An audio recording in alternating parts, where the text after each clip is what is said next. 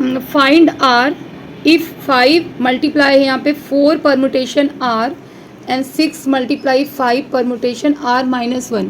Are यहाँ पे क्या है,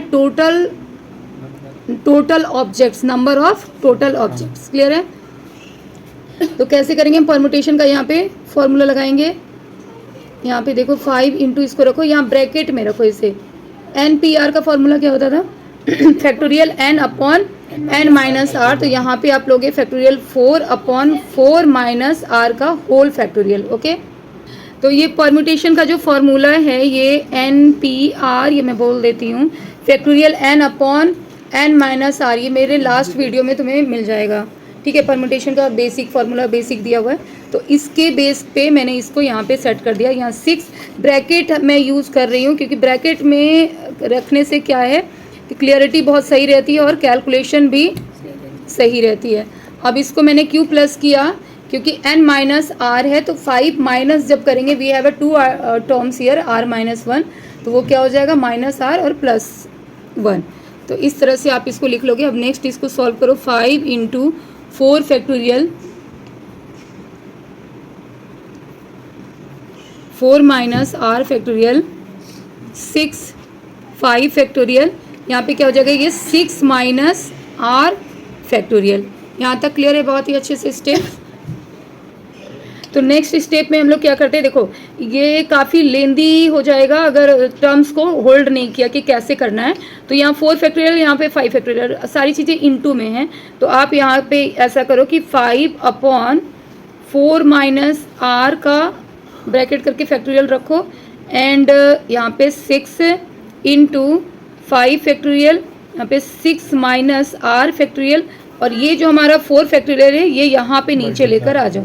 तो यहाँ पे नीचे लेकर आओगे तो इसी स्टेप्स में मैं इसको कर देती हूँ 5 इंटू 4 फैक्टोरियल। जब भी हम 5 फैक्टोरियल उसको एक्सपेंड करेंगे तो 5 इंटू 4, तो ये कैंसिल हो गया हमारा।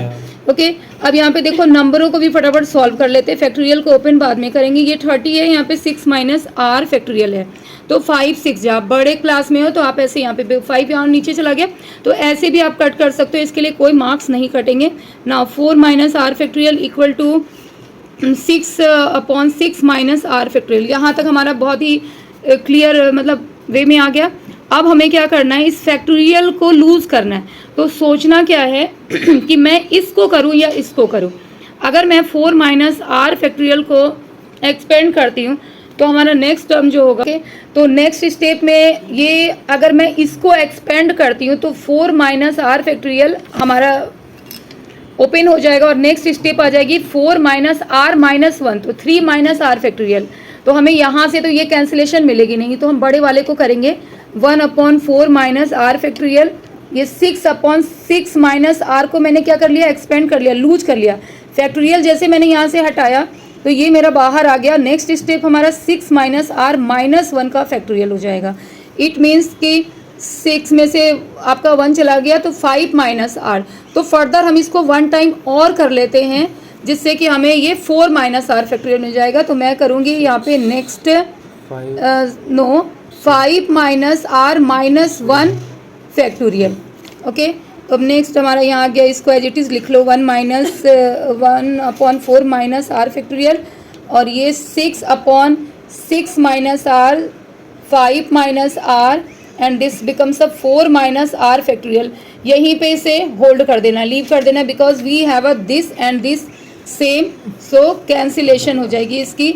और नेक्स्ट हमारा क्या हो जाएगा, यहाँ पे क्रॉस मल्टीप्लिकेशन हो जाएगा। ये पार्ट हमारे यहाँ आ गए और यहाँ पे 1 है सिंपली, तो हमारा नेक्स्ट लाइन हो जाएगा ये 6 minus r into 5 minus r equal to 6।